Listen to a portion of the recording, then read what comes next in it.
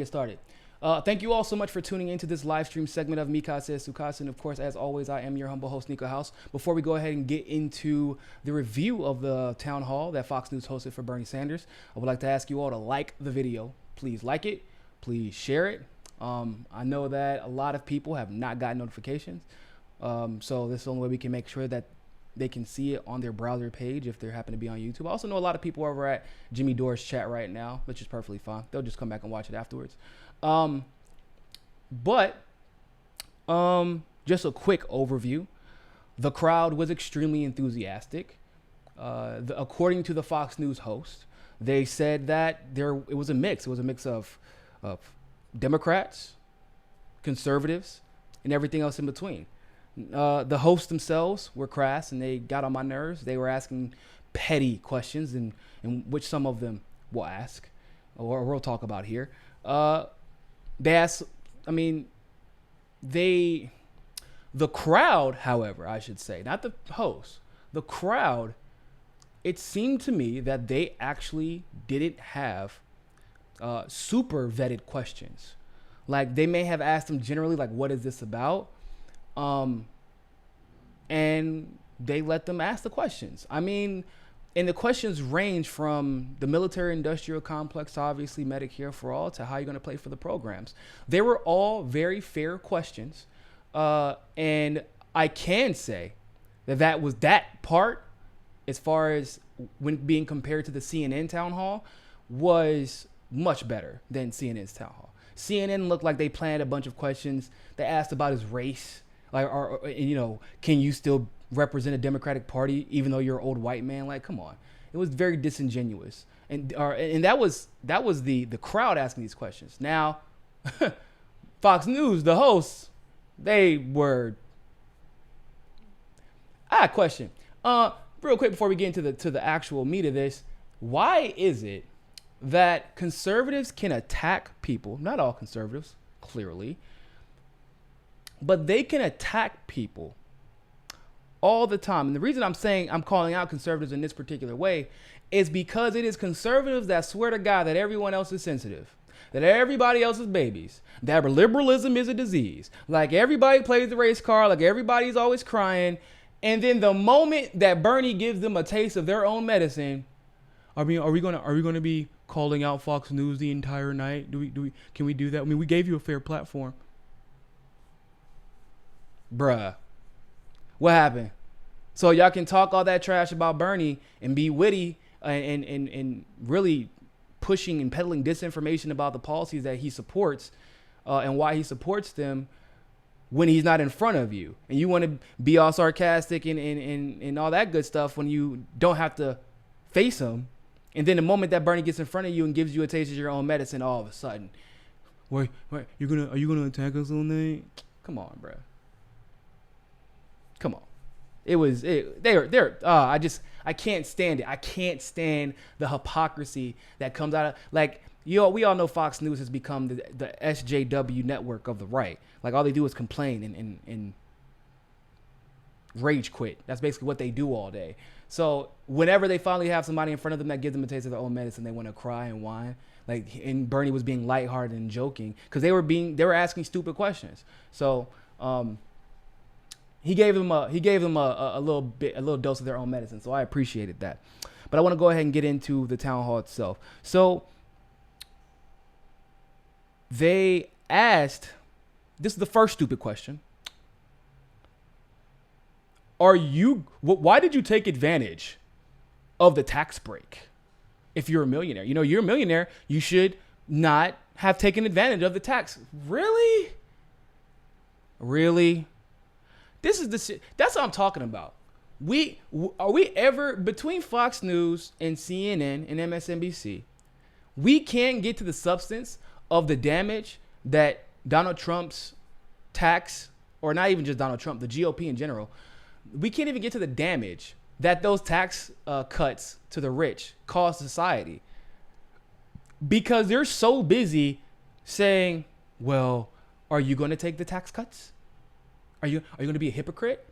And like, it's frustrating to me because I guess if they meant it genuinely, if they were coming from a good place, I wouldn't mind the question so bad. But they don't ask these type of things of Donald Trump, or they don't call out the hypocrisy of Donald Trump. For example, Donald Trump ran on being an isolationist, or at the very bare minimum, being an anti-imperialist. And when is the last time we seen Fox News call out Donald Trump on being going back on his word, being a hypocrite? When's the last time you know what? To be honest with you, I think it's only Tucker Carlson that's ever called him out on it. So I got a super chat. Hey man, love what you do. I'm a progressive too, but the only thing I split off from other progressives on is gun control. Keep up the good work. I don't know if you necessarily split off with other progressives on gun control. I just believe there should be basic regulations. I believe that I do believe in the Second Amendment. I don't believe that we should have assault rifles. Like, it's just ridiculous. I think automatic assault rifles, like, bruh, in the Army, only like 2 people. If you're in a squad, you'll have like 1 person with the 240 Bravo. That's an automatic weapon. Or you might have somebody on a 50 caliber turret. But the thing is, the turret is like attacking other tanks and vehicles. And the 230 Bravo is supposed to provide cover fire, which is why it's automatic. But for the most part, even in the military, we primarily use semi-automatic weapons. They're easier to control. They have less waste because there's a lot of waste that comes out of automatic weapons. And it's just, in my opinion, I don't see there's a reason to have automatic assault rifles. But I don't think that you diverge too far off with a lot of progressives. A lot of people believe in the right to protect themselves. Granted, the interpretation of the Second Amendment for the most part has been wrong. It actually says, what within a well-regulated militia. What people don't know is that there were actually militias. What we know today as what we know today as National Guard, right? That was when Teddy Roosevelt got rid of. I mean, he did a lot of things, but one of the things that he got rid of were the militias. They converted them to National Guardsmen. A lot of militias converted into local police departments as well. But basically the federal government, that's what happens whenever it can get too big. Teddy Roosevelt aided in this. It was problematic. I didn't agree with it, and I don't agree with it.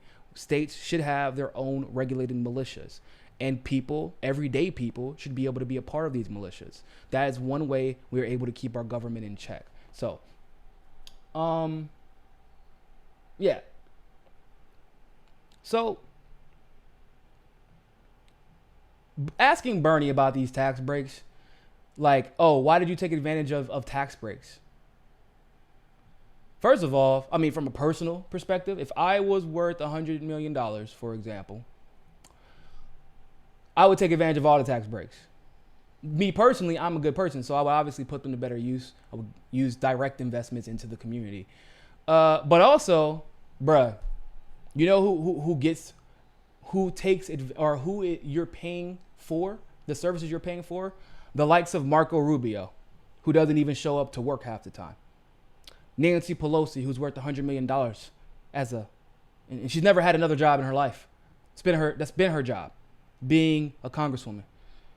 People like Mitch McConnell. And then not only you're paying their bills, but you are allowing them to determine what your money is used for. And then what do? They go and turn around and give tax breaks to corporations who don't need them, that end up pocketing the money and giving it to a few CEOs. I mean, think about it. Why would you want to pay into that system either? That's just from a personal perspective. But I'm not going to fault Bernie Sanders from, he's worth, by the way, he's worth $100 million, but people have to understand that, quote unquote, being a millionaire, so it's very loose.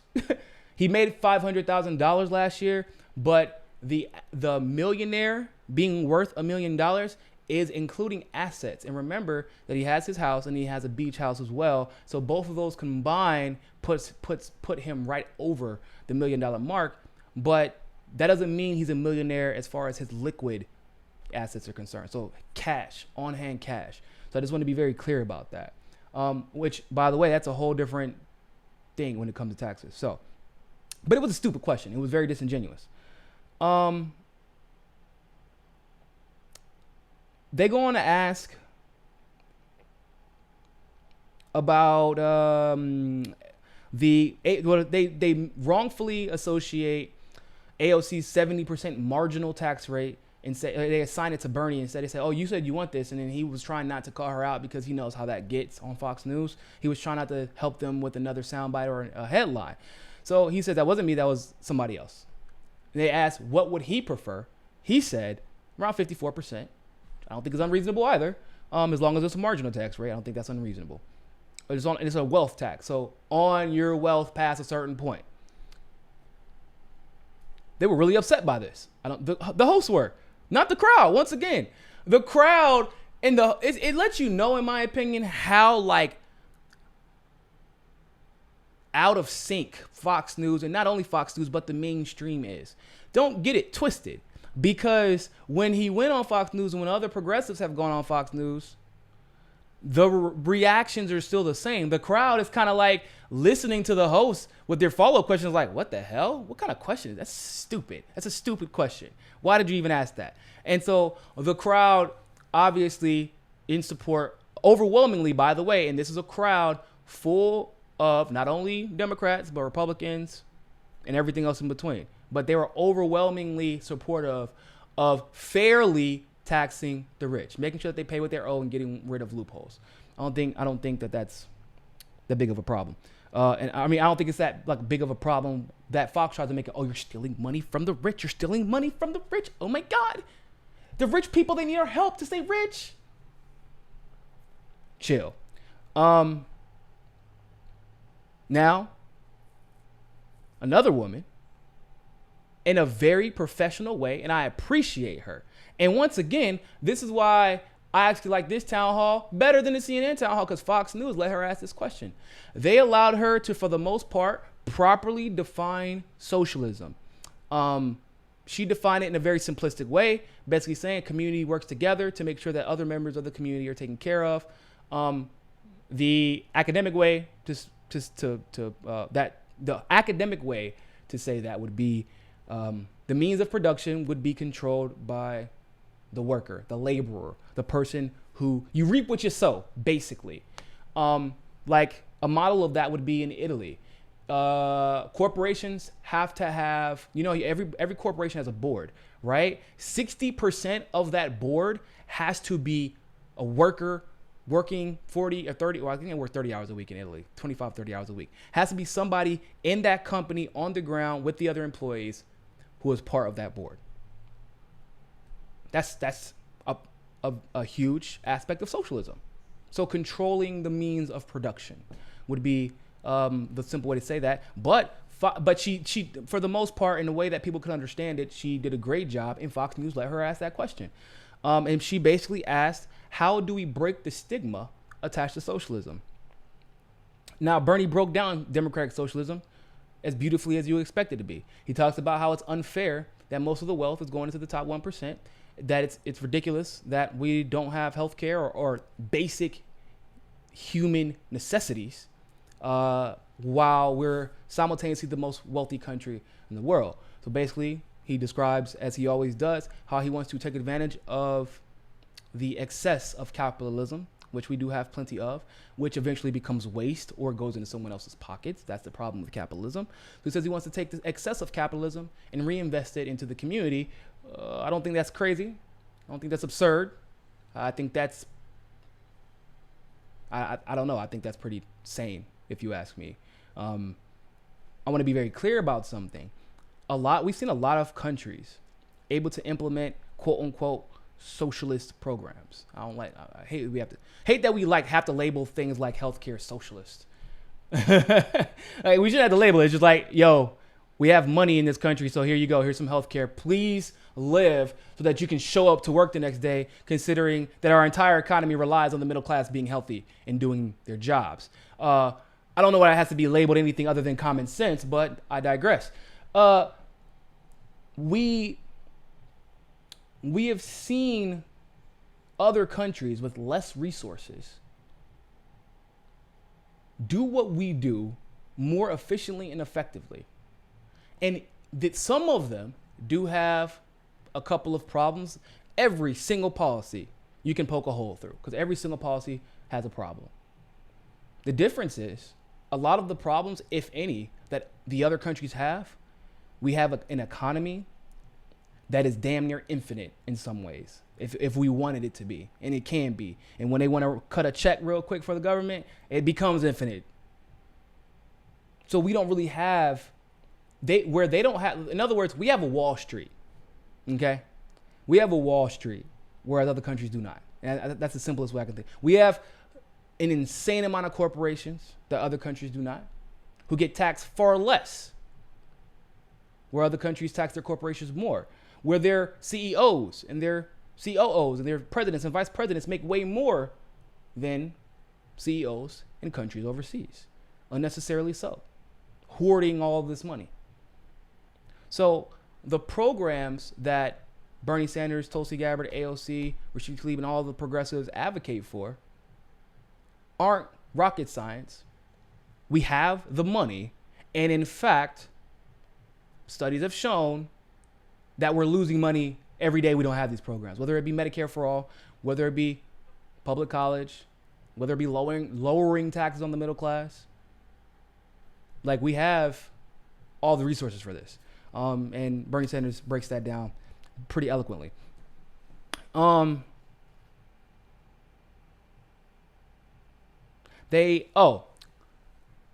host asked, well, isn't capitalism the American dream that you just described in socialism? I don't know if y'all know me by now. Y'all might, who knows? You could. But $7.25 an hour working for y'all? Out of curiosity, is that the American dream? If you had to get your kidney replaced today, does your insurance cover it? Or do you have to pay your deductible off first? Is that the American dream? Income inequality, the highest it's ever been in history, is that the American dream? While corporations get tax breaks that are obscene, you're getting less on your tax returns, and in some cases, people are paying more in taxes. Is that the American dream? He should have asked him that. I think actually he did ask that about 725. I do think he asked that. The American dream is knowing that if you do the work, you have a legitimate opportunity based off of your work ethic and a merit-based system. Currently, we do not have that. There are plenty of circumstances that can affect the outcome. And a lot of those circumstances those circumstances that are negative were implemented by the government, or at least ignored by the government. Like, how do you get into a great law school? Well, you get great grades and get a high LSAT score by go to a great school for undergrad. Well, how do you get a high LSAT score? Well, what they don't tell you about that is you have to be able to study for 6 months to get even close to a 160 plus, God, let alone a 170. And the max is a 180. But 160, you're damn near getting to any country you want to, except for the top 10. And even then, you still might get in, depending on what your background is. But how do you get into how do you have the free time to study that long well, once again, there's a reason that the correlation with household income, like where your background is correlated directly with your LSAT score, correlated directly with the type of colleges you get into, which is also correlated with the bar score. Like, if you have a high bar score, it's likely because you had a high LSAT score. It's probably because of the same reasons, because of your background.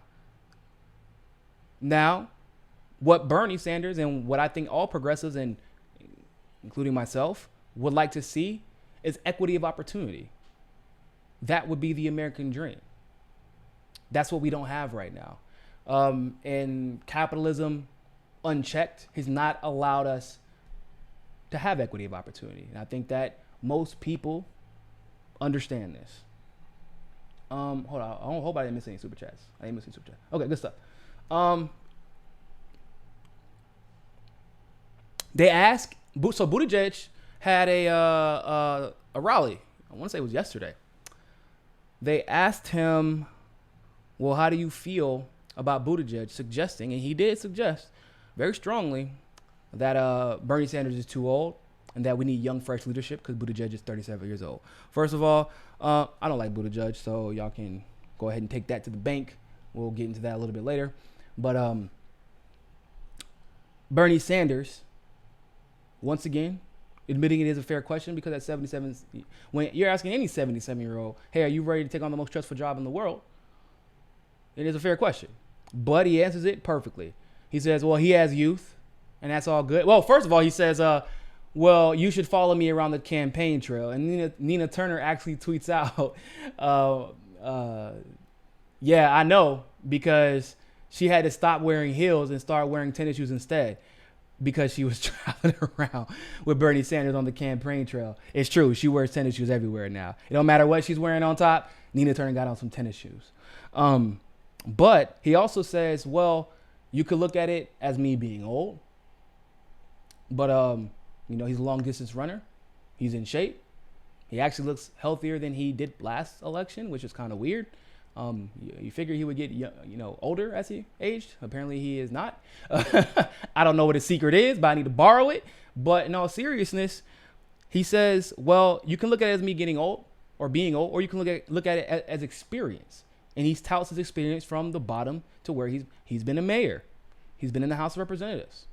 He's been in the Senate, obviously. He's been all over the world. He's been all over the country. He's dealt with issues and been on the right side of issues for the most part that Buttigieg wasn't even around for. Like literally was maybe 10, 11 years old. Buttigieg does not have the experience for executive office. Let me just go ahead and clear that. Like, he doesn't. You've been a mayor, bro. Really?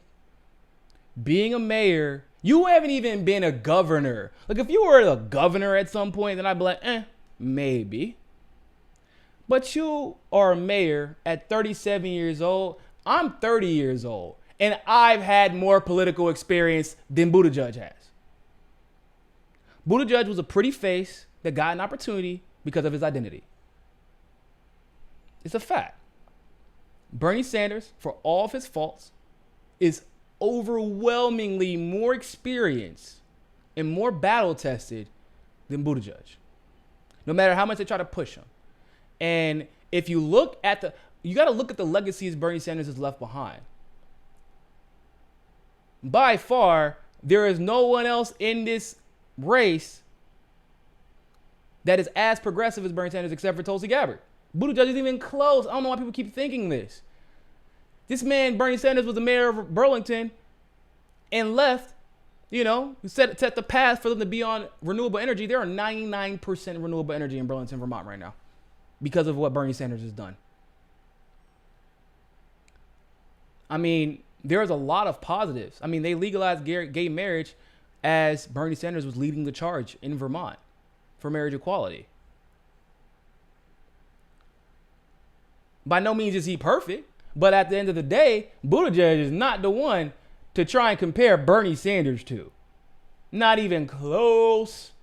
Oh, we need new leadership. We need young leadership, fresh leadership. Man, no, I want the right leadership. Not new leadership, not young leadership. We need the right leadership. Not all experience is good experience. Some of you all who may have worked in the service industry, how many times have you dealt with a manager who got fired from their last job, but because they knew somebody else in another job and they could put on their resume that they were a manager at some point in their careers, ends up being a bad manager again at another place just because of who they knew. Not all experience is good experience. And so, he didn't rip Buttigieg. He didn't rip him, but he did a very good job of answering that question. Now, at this point, Fox News actually got upset because Bernie took another dig at them. Like, he was, Bernie doing what Bernie does, engaging in playful banter, because we know Fox News' history of disingenuously smearing him. He's a socialist. Socialists can never run this country. Socialism. Might as well be Stalin for all we know. And so Bernie gave him a little piece of their own medicine. And they were like, are we gonna do this all night? Are you gonna keep being mean to us? It's not fair. We've done really good. We gave you a platform and we're asking you fair questions. But at this point, I understand why Bernie was engaging in banter with them and kind of trying to make fun of them, because the questions in the crowd, great. The follow-ups from the hosts, bruh. They were petty. They were silly. They were disingenuous. They were like and then whenever Bernie was about to prove them wrong in whatever question they asked, all they would do was ask a more frivolous follow-up and wouldn't even let him finish. What a surprise, right? It seems to be a pattern with these hypocritical conservatives. Now, there are hypocritical liberals and neoliberals, don't get me wrong, but it's just, I don't really hear. So what I hear mostly from the conservatives, that liberals don't know, like they keep cutting everybody else. Liberals never let anybody finish their sentence. Liberals are always attacking people. Liberals are always acting in bad faith when they're acting correct. Liberals are always victimizing themselves. Liberal complain. Liberal, blah, blah, blah, blah. You know, they always say liberalism is a disease. Whatever. But then they literally whine when a 77-year-old senator from Vermont calls them out on their nonsense and is joking with them. It was ridiculous. So another question the crowd asked, whether or not Bernie was worried that it could he would push the Democrats too far left, like Trump pushed the Republicans too far right. Or no, I lied. Well, yeah, he said like the Republicans went too far right. Or excuse me, he was worried about the party being too far right, like it became when the Tea Party took over or was established. And then obviously Trump latched onto that and utilized it. I think that he misworded his question, because Trump was not what pushed the Republican Party right. Have you watched Fox News? The reason that Trump's campaign was so successful was because they had already arrived at the destination, if you catch my drift. So, but he was worried. He said, I guess it was a legitimate question.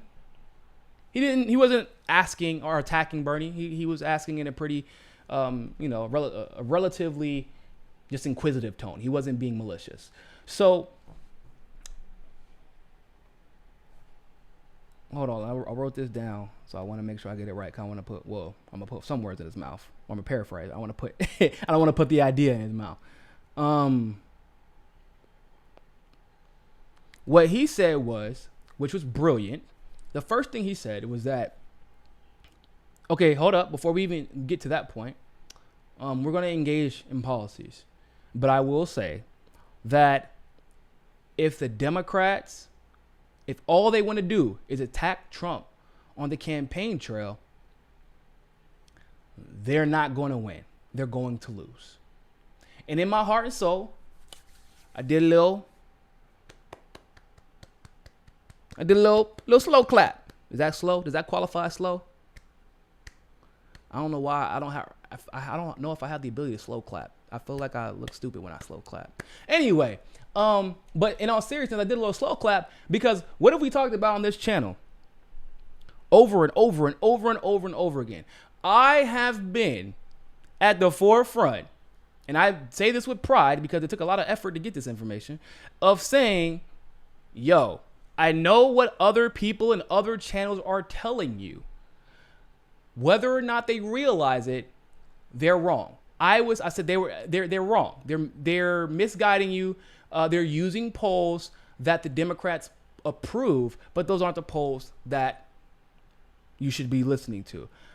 I got a hold of the actual polls that the Democrats were not releasing because they didn't want it to seem as if Trump had a leg up over them during the midterms.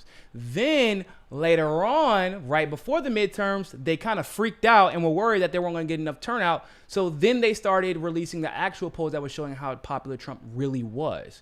What I had said, and what I believe was February of 2017, actually, which is crazy. But was it February 2017? No, I lied. February of 2018. My apologies. So what I had said in February of 2018, because I got this information from a consultant, a Democratic consultant in Washington, D.C. I said, yo, Trump, at this time, it was actually higher. Trump was almost 60% on the economy. And that was from a Democratic poll. His overall approval rating at the time was at 52%. And those were just the people that and you know, the polls, they lean asking older people. The older people who aren't engaged in social media, all they see is what Fox News tells them to see. That wasn't even including all his online support, which was plentiful. And I was telling people, I'm like, look, y'all, stop villainizing him, because then you end up victimizing him. That's how it works. You can only vilify somebody for so long before it's just natural human nature to eventually sympathize with them in some way, form, or fashion. Okay? Because then what ends up happening is that even his strong supporters will start saying, oh, we know he's on the right team. Look at the way they attack him. Because he's painted himself as being outside the establishment. Now, we get to see quantitatively that what I was saying was true. And what Bernie is suggesting is true. Because an article released today with how much money Trump has raised for his presidential campaign. $30 million, people. $30 million. Average donation of $34. $30 million, that's more than Bernie and Kamala combined. He is popular. And the only way to break into that ill-gotten popularity is to speak to the issues. People don't make decisions based off of negative consequences, or else you would never see a skateboarder pop an ollie or do a 360 spin. They would never have grinded a rail. They grinded the rail because they felt like it was a cool thing to do, and it was going to be an adrenaline rush the moment that they got done with grinding the rail. You never left a job because of how bad it was. Very rarely do we see that happen. You got to pay bills. However, when a new job offers you a better opportunity, you know that some of the negatives are still going to exist, but hey, I don't have to deal with this anymore. I'm going to chase better opportunity. I'm not getting away from a worse job. I'm chasing a better opportunity. That is how that's how we are. That's just human nature. So we can spend all of our time talking about how bad Trump is, and it would be really easy to do so. I don't even really like talking about Trump all that often. You know, I do when I have to. I do when I have to clarify. I do when I have to expose him. But rarely do I just attack him on the basic. Like, I know he's a racist. Oh, God, Trump is racist. Surprise, surprise. But what Bernie does, what Tulsi does, by speaking to the issues, by calling out hypocrisy about the issues, policies, that's how, I mean, not just Trump, but that's how you beat anybody who is working against the people. So yeah, brilliant response. And then as far as going too far left, he just like, look, dog, we just want to pass policies. We just want to give people health care. Like, that's not too far left. Bro, the Tories run Great Britain right now, right? If I recall. Tories run Great Britain right now. Like, do you hear them making speeches about getting rid of their healthcare programs? Tories are the right wing. Is right wing, by the way, in case you're not familiar with UK politics. So the Tories are the right wing, and they don't have one stomping speech about getting rid of healthcare. Why do you think that is? Because healthcare isn't a left-wing policy. It is indeed a basic human right. By the way, when he cheered, when he said healthcare is a right, they cheered like it was crazy. Everybody, wow, healthcare! I don't gonna have to die. I'm not gonna have to die. For real, like that's basically that's how it sounded. It's people were just excited that there's a chance that they might live if they get pneumonia, because they can go to the hospital. That's what they were concerned with. So,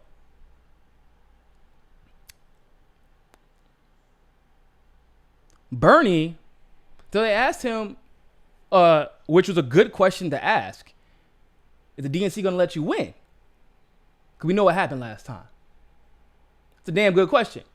The only good question that the host asked the entire damn night. Great question.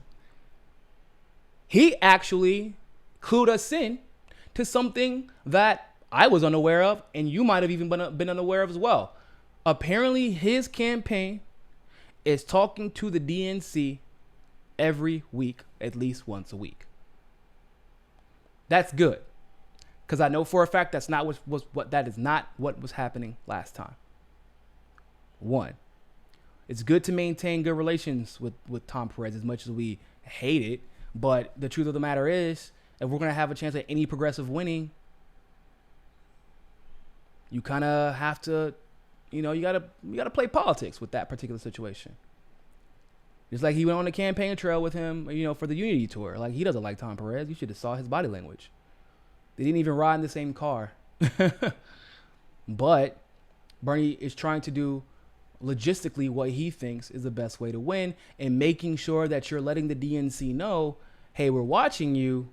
Keep us updated. Don't try to play us like fools again. Basically putting them on notice. That's a good way to make sure that you're going to be treated fairly. At least as far as the rules are concerned. Is the DNC going to probably try to invest in other methods to beat Bernie and Tulsi? Absolutely, 100%. But you got to mitigate, right? There are other ways you can mitigate if you're a voter, but for Bernie, this is the best way to mitigate.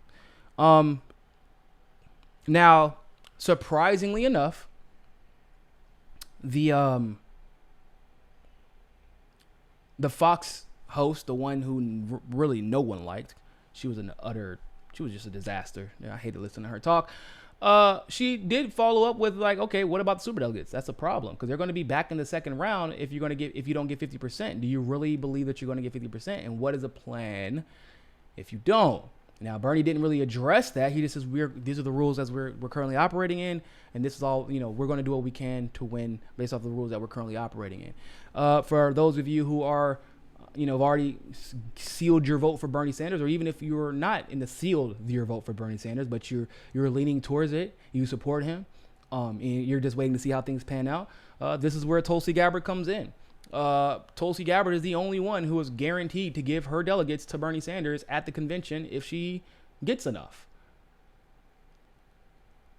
There's nowhere else for Bernie to get 50%, unless, he has to get 80 to 90% in every single state. Because when I say that, I don't mean necessarily because he needs it, but it's just because there are other candidates, because of the deception of the mainstream, who will take a good portion of delegates in their home states. You got what, 2 in Texas right now? Pete Buttigieg and Beto. Kristen Gillibrand in New York, along with Bernie, obviously. Amy Klobuchar in Minnesota, which is one of his favorite states. A lot of delegates there. You got Georgia, in which I believe Stacey Abrams will be pushing to Kamala. So they'll be on the campaign trail together, most likely. And that's going to be a problem. They have a good amount. You have Florida, which I believe Andrew Gillum will be pushing towards Kamala as well. You have California, and now you have Kamala, and then somebody else has entered the race. I don't think it's going to be that big of a challenge. But you do have Kamala, and Kamala's unpopular, but not that damn unpopular. She won't get at least 15, 20, 25%, if not more, in California. But how do you do that? You have an unknown candidate. Well, she's not unknown, but unknown to it's the mainstream consumer, the general audience, who appeals to a lot of different bases. I mean, the amount of Trump supporters voting for Tulsi is insane. Okay? A lot of people, she's going to bring in a lot of new people as well. She's already done so. There are people in my mentions, in my comments, and in my DMs regularly said they've never donated to a candidate in their lives, but are voting for Tulsi or donating to Tulsi because they believe she's a fighter. This works to Bernie Sanders' advantage, because if he is beating her, she will hand his delegates off so he can hit the 50% threshold and go on to win the presidency, which would be great for everybody. I don't think anyone is doubting that. So That's for you Bernie people. Go donate to Tulsi. Keep an eye out. Don't try to break her down because you think it's going to boost up Bernie. If you break down Tulsi, you're hurting Bernie's chances. Just letting you know. And that's a fact.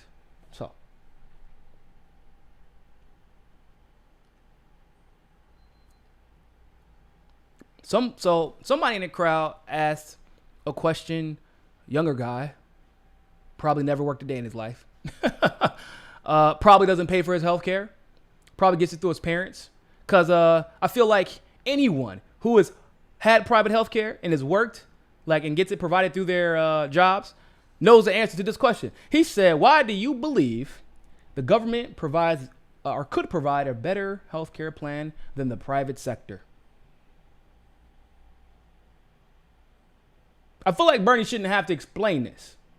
I feel like if you're going to pretend to be this educated, then you should be educated on the most basic facts about healthcare. Bernie goes on to explain we pay more for prescription drugs than any other country in the world. That's a start. Most people don't like their healthcare. Why? We have high deductibles. You got to pay off the deductible before whatever plan kicks in. And now some of you are probably even experiencing this phenomena where people have prescription deductibles. Before it was just deductibles on your actual health care. But now to pay for your medicine, you have to pay a certain amount on your medicine before you can get your medicine paid for. Come on. But he even goes on to clarify that we spend twice as much per capita on healthcare as any other nation in the world, which means we're losing money as a nation when we could be more effective and more efficient. Now, one of the hosts, Mr. Brett, tried to ask a little snide comment because once again, I've been telling y'all these mainstream news hosts, they're a little detached from reality. They don't really understand where their audience falls a lot of the time when it comes to the issues. They can talk about personalities all day, whatever, because most of the people they talk about are actors. Trump is an actor. But when it comes to people's lives, when it comes to their lives, the policies that affect them every day, it isn't going to be a right or a left. You're going to usually see a consensus for the most part. And when he tried to snidely, he said, how many people because you're going to have to kick people off their health care. You know that, right? Everybody, most of the crowd in here, they have health care through their jobs, and they, for the most part, they kind of like their health care. So what we'll do is hey, crowd, who here has health insurance through their jobs? Basically, everybody raised their hands. Then he says, well, put your hands down. Now, who would switch off of their job's health insurance plan to Bernie Sanders' version of Medicare for all? The entire crowd, they damn near jumped out of their seats. They all threw their hands up and then they all started clapping because they're like, I don't understand why we should even be having this discussion. We've been needed. Medicare for all. Just once again, emblematic of how disconnected the mainstream is from the constituents, from the people. Nobody thinks that Medicare for all is a joke or a political, or Medicare in general, healthcare, is a joke or political talking point. We need this. People are dying. Life expectancy is shrinking. Some people are saying, like, you know what? I can't even afford to be on Medicare. Fuck it. Just pull the plug. That's how a lot of people feel about healthcare now. It's not a left or right issue. It's a right. No pun intended. So, just continue. I don't want to hold you up too much longer. Try to run through this.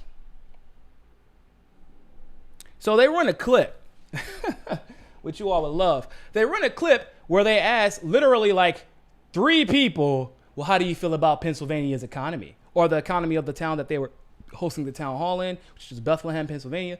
I think our economy is doing pretty well. You know, they were like, it's coming, it's doing better. You know, there's one it's on, so we think that means that the economy is doing well. They said, then they conclude the clip by saying, everyone we've asked said that the economy here is doing well. All three of those people, and we definitely didn't hide any clips of people saying the economy sucks or complaining about wages. We definitely did not do that. Yeah, okay. So they asked a question to Bernie. How do you bring back, or how do you convince people that the economy that they try to attribute to Donald Trump should be placed in the hands of someone else, because a lot of them may or may not be accrediting the economy to Trump. Now, Bernie handled this like a G. And this is something I explain to people all the time. Well, for one, let me clarify. Unemployment right now is at 4%, like 4.6%. Unemployment numbers are trumped up. They are a lie. Just because people are employed doesn't mean that they are being paid a living wage. It doesn't mean that income inequality has been reduced. The economy can look fantastic to us, but the people who are actually running the economy, they know it's about to crash.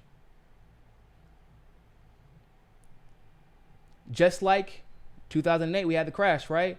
Many people don't know. 2006, the United Nations, they held a meeting to deal with the fact that they knew that the world economy was about to crash, and the world economy, they knew this based off of the United States economy, specifically because 25% of Europe's economy at this point was actually dependent on the United States. They knew, they were so desperate. During this period, they were trying to grant accession to Eastern European countries who had formerly belonged to the USSR. They were granting them accession into the EU. One of the criteria for this was that you could not have a corrupt government. It was like a scorecard. They were so desperate to prevent their economy from going through this epic crash that Americans were so aloof about it. They had no idea that this was happening, and they're discussing it at the United Nations. We never saw one headline about this.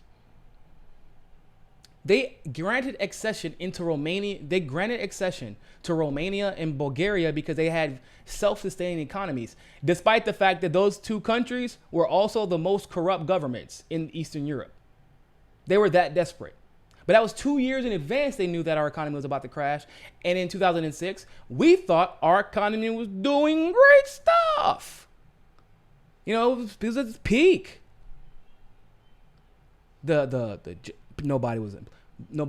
People weren't looking for employment. Everybody was buying homes.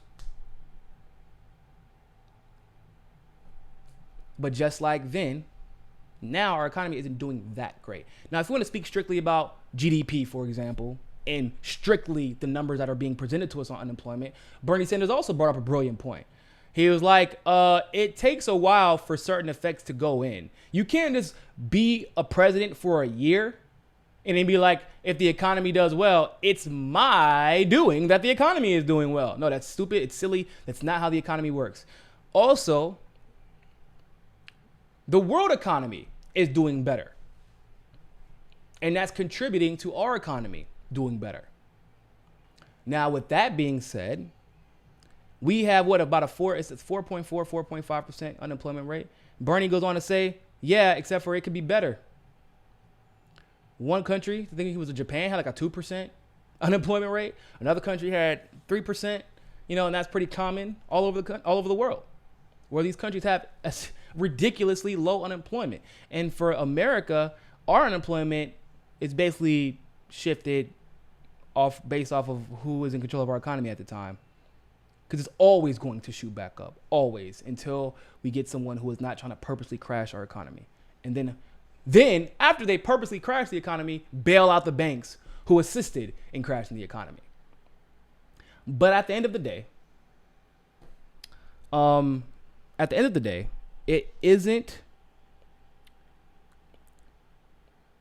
the like our economy isn't actually doing that well. When you have income inequality being as high as it is, when you have racial income inequality high as it's ever been, when productivity is sky high, but wages are actually stagnant, just because I can't file for unemployment doesn't mean I'm gainfully employed, if that makes sense. Just because I have 2 part-time jobs, one as, a waiter and then the other as a working at McDonald's part-time for $7.25, doesn't mean that if I could only work one job, I prefer that. I would prefer to get paid a fair wage, a living wage at the one place that I would like to work at. That's income inequality, or the lack thereof, is the true determining factor as to whether or not the economy is doing well or the economy is doing shitty. So, I'm gonna try to hit some of these important points. Oh, they actually said, this is an interesting point. They said that Pennsylvania apparently is experiencing a 6.6% increase in wages. That might be true. Who knows? I don't know. I can't really verify that. We all know Fox News can pull some numbers out of their ass sometimes. But I have a question. The minimum wage is what? $7.25? $7.50? A 6% increase is what? Like you make like $8? Thanks for the super chat, Roger. You're making like $8 now an hour? Oh, God. Stop the presses. Where is the Ferrari dealership at? I need to cash my check so I can buy this Ferrari. By the way, the only Ferrari you're buying with $8 an hour is Hot Wheels. You're buying a Hot Wheels. And you might not even be able to afford a Hot Wheels Ferrari for $8 an hour. I'm pretty sure that's considered a classic. But, yeah. So, I don't know if that's true, but either way, we don't need a 6% increase in wages. Y'all know this, right? We need dollars. We need dollars. Now, if you said $6 increase in wages, we might be on to something. But 6%, that ain't shit. Sorry. And also, the average company every year gives a 3% wage increase. So if the average company every year is given a 3% wage increase, it's about 6.6%. So that means 1 year Trump has been in office, they gave a 3% wage increase because that's kind of like the thing to do for people. And then the next year in office, they gave a 3% wage increase because that's kind of what the norm is. So it's not really a big achievement. Saying that the wages are up doesn't really mean anything. What are the wages for the people who are just entering fields? That's the number that I would personally like to see. But maybe I'm being petty. I don't know. I might be being a nitpicker. Now, they ask how Bernie plans to fund these plans. He talks about the wealth tax. He talks about taxing Wall Street. Talks about closing loopholes. I mean, all of the things that we normally hear from Bernie. He says that they might increase taxes a little bit, but it'll mostly actually be increase on the wealthy. And then also, which is 100% true, if you're making $80,000 a year, but you're paying $25,000 in healthcare and health insurance, not even healthcare, just your insurance, just your deductibles and premiums, not even including the healthcare. Don't you think that people would probably prefer paying an extra $3,000, $4,000 in taxes to have a guarantee that you're not going to pay for anything else in healthcare? Because right now under Trump, technically speaking, taxes are higher. It's either you don't have health care at all or you're paying an obscene amount and the number is getting higher every year. So if you have to increase taxes by 2% for the middle class so they can have a guaranteed health care, I just don't think that people will have a problem with it.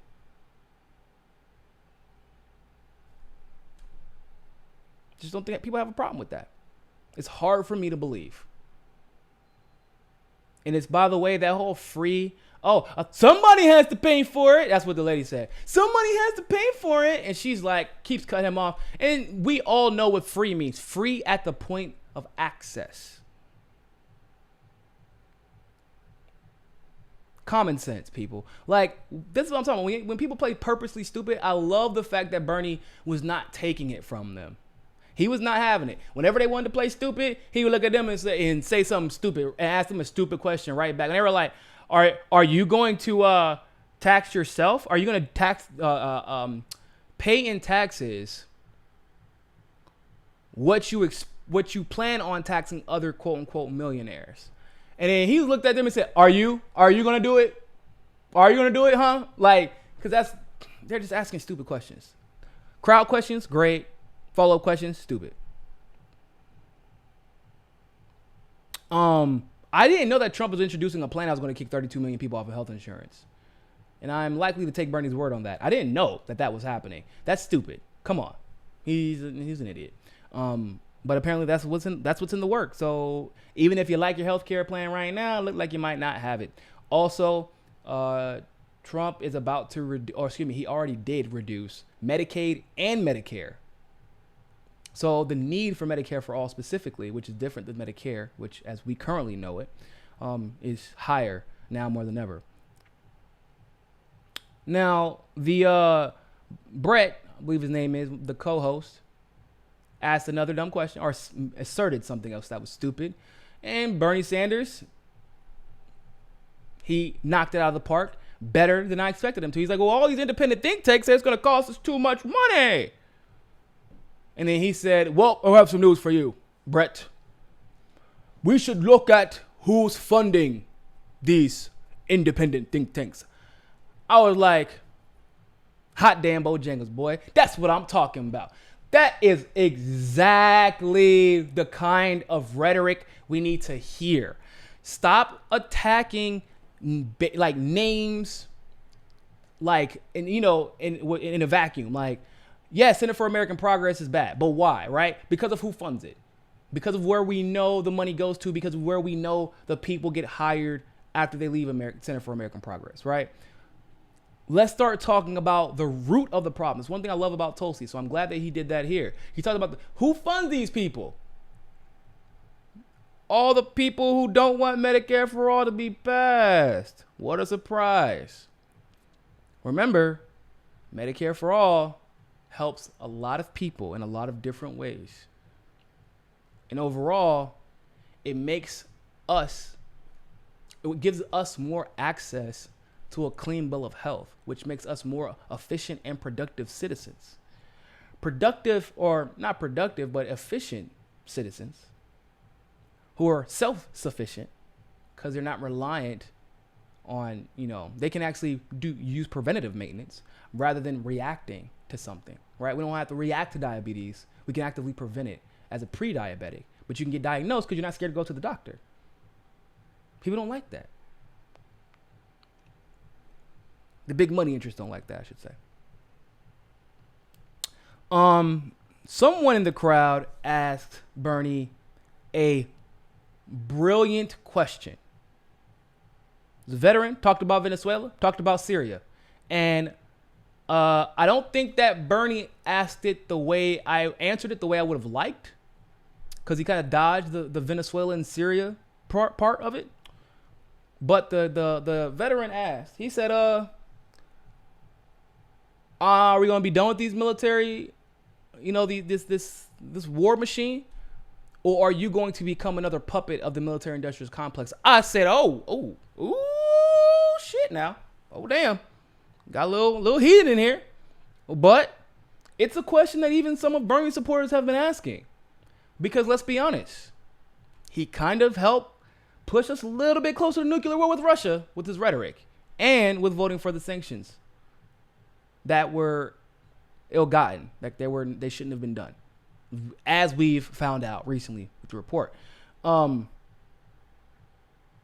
He also pushed the rhetoric that demonized Assad, that was in an attempt not that he was attempting to manufacture consent, but it was demonizing Assad was an attempt to manufacture consent to go to war with Syria, so we can get their oil.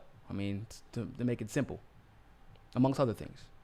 Venezuela, manufacture consent, and Bernie for the most part has kind of pushed some of that rhetoric that has been pushed by the mainstream to manufacture consent for these wars. So it was a good question to ask, and because he's pushed all of this rhetoric, his supporters even at this point are a little curious about his ability or whether or not he has a wherewithal and the conviction to fight the military-industrial complex in all of the methods that it uses to attempt to send us into war. It doesn't just stop at voting against one bill, against Iraq. You know what he couldn't say? And this is important to understand, which is why I need you all to understand it was a good question for him specifically. Yeah, he voted against Iraq, but he didn't vote against Afghanistan or authorizing a war in Afghanistan. All right? He didn't, he voted to engage with Kosovo. He voted to bomb Gaza once or a couple of times.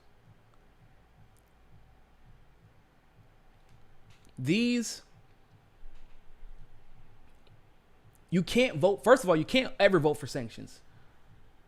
They always hurt people, period. That's one thing I love about Tulsi. When somebody asks me personally, well, why are you voting for Tulsi over Bernie? Because when it comes to the military-industrial complex, it's not enough to just say, I don't want to go to war. Everybody says that. I don't want to go to war. We don't need to be in unnecessary war. You have to understand the attempts by the mainstream in the military-industrial complex to manufacture consent to make a particular war not only okay to be in, but even they rouse up the crowd, the people, to want to jump into a war. You have to understand that, in my opinion. And not only say I don't want to go to war, but combat the attempts to try and push us to war. That is where I feel Bernie lacks at. And I feel like he just kind of leans too far and he trusts too much the military-industrial complex, the intelligence agencies that are a propaganda arm for the military-industrial complex. Like, that's my one big gripe about Bernie. If they're, I have very few of them, but that's my one big one, because it's not a past issue. This is an issue that seems to be ongoing with Bernie. And I hope that, he puts the right people behind him in order to do better in that department. But like I said, that for me as a veteran, as a person who understands how the world economy works, the military-industrial complex is a big part of that. And I think that's why I'm voting, personally, and I endorse personally Tulsi, because I don't have to guess where she stands on the military-industrial complex or if she'll stand up to them. Like I just posted on the community page with that tweet. Tulsi literally she called Donald Trump Saudi Arabia's bitch, right? They don't like. Tulsi used to be allowed in the Oval Office to try and pull Trump away from some of these regime change wars and these coups that the military-industrial complex wanted to institute. They pulled her out of that because Tulsi was telling Trump to do the opposite of what the warmongers were telling her to do. So that's why I'm personally supporting Tulsi, and I hope to see Bernie get better in that department. But it was a brilliant, brilliant question.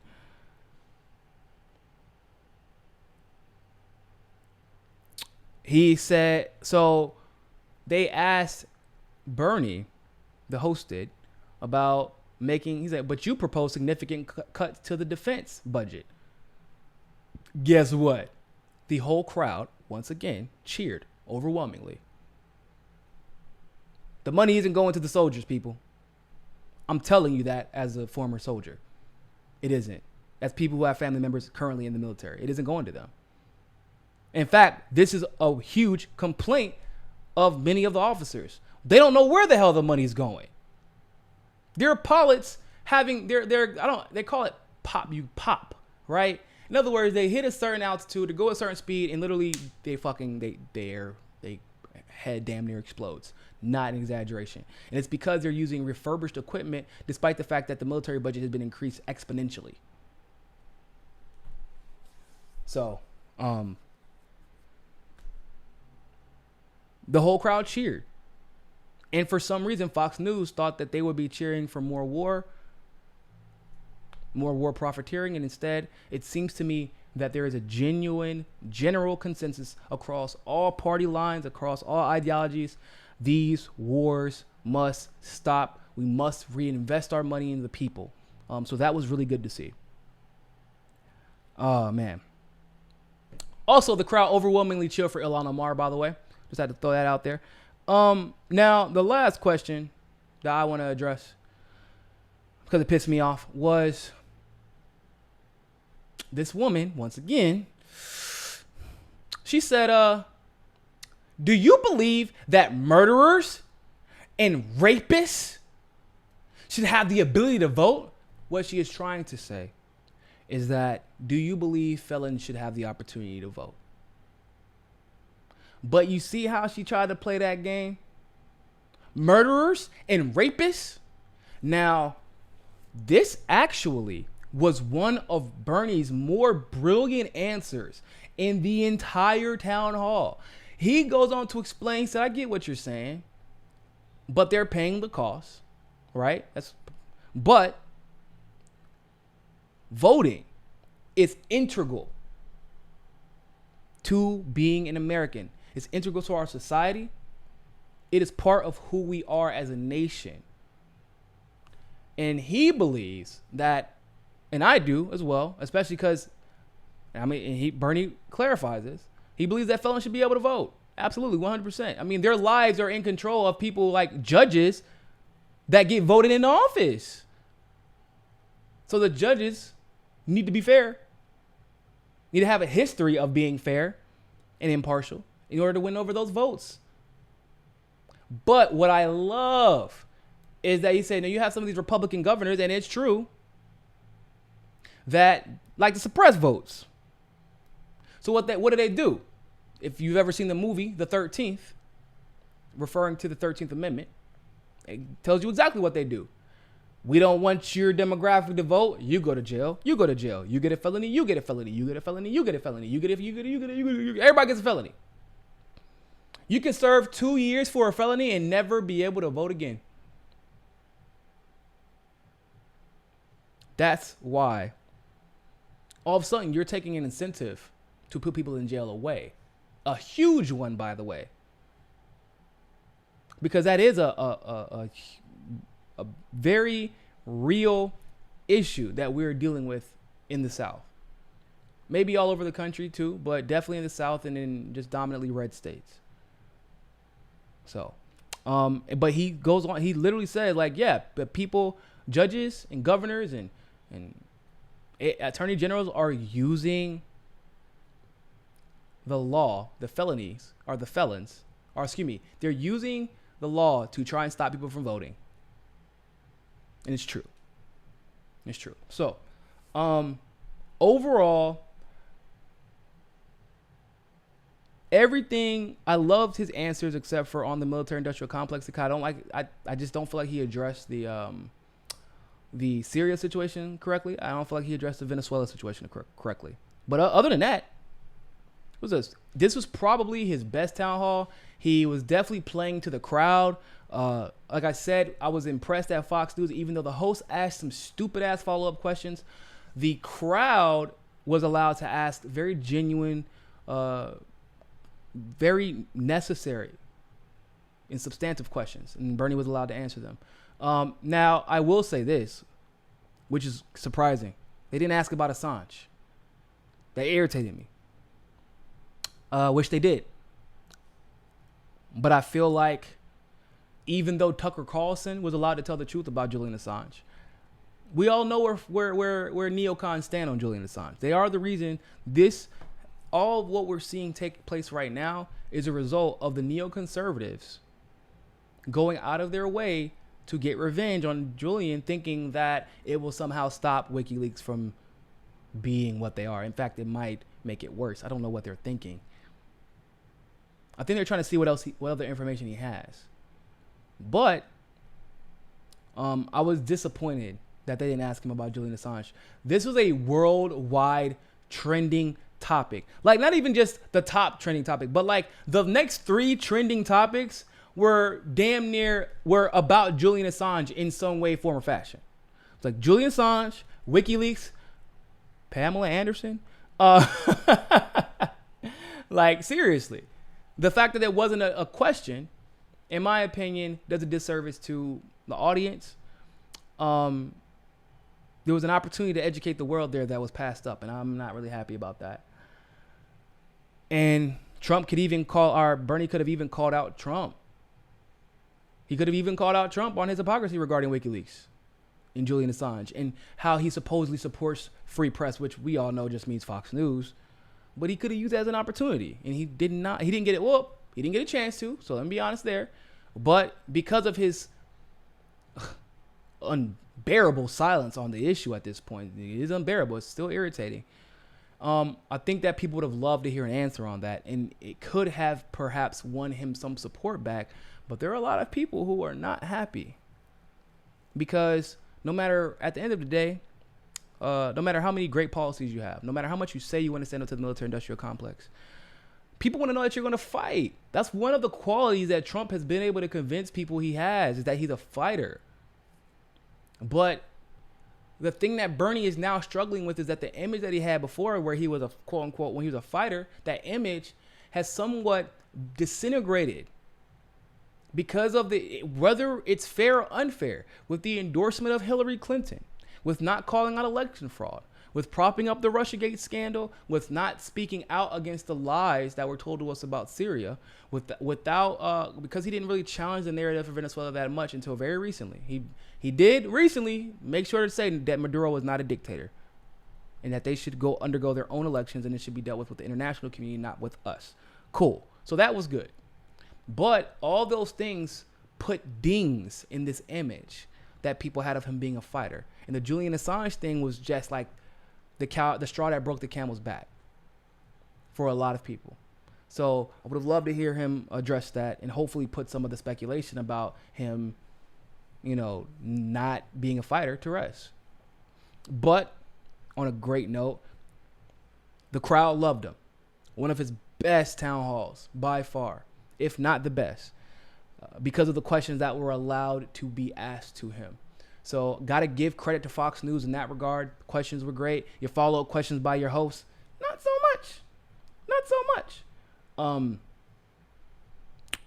I just wish, like I said, it would have been, you're on Fox News, bro. If you would have said that you supported free press and you support WikiLeaks, and that no matter how you feel about Assange, that we cannot allow our Constitution to be infringed upon like this just because because somebody published information that they didn't like. You would have won over so many conservatives, bruh. You literally have nothing to lose. 95% of your supporters supports WikiLeaks efforts. You have nothing. Even if the establishment does it, it doesn't matter. The establishment isn't the 1 million volunteers. The establishment aren't those 1 million donors. The majority of the people voting in the Democratic primary are indeed educated on the issues. And this is an issue for them. That's the thing about the primary. The primary brings out the people who are usually the most educated and active. So it would have been a chance for him to win over so many conservatives. But they didn't ask. Maybe that's why. Maybe because they knew he would have had a good answer. There's a good chance that they literally did not. They didn't ask him because he probably would have had at least a decent answer, and it would have won. Because damn near any answer at this point is better than what Trump said, right? I don't have an opinion. Okay. So I would have loved to see him take advantage of that opportunity. But other than that, it was a great interview. It was great. I loved it. And so with that being said, people, thank you all so much for tuning into this live stream segment of Mi Casa and Su Casa. We are almost at our goal. of 500 patrons on Patreon. We are only about 200 away. So if you want to help contribute to the show, help the show continue to grow, as you can see, we've made a lot of upgrades over the last year or so, and even more so over the last couple of months. And you can do so by donating, clicking on that Patreon link in the description below. But other than that, people, always remember, more than anything else, find your balance. Peace.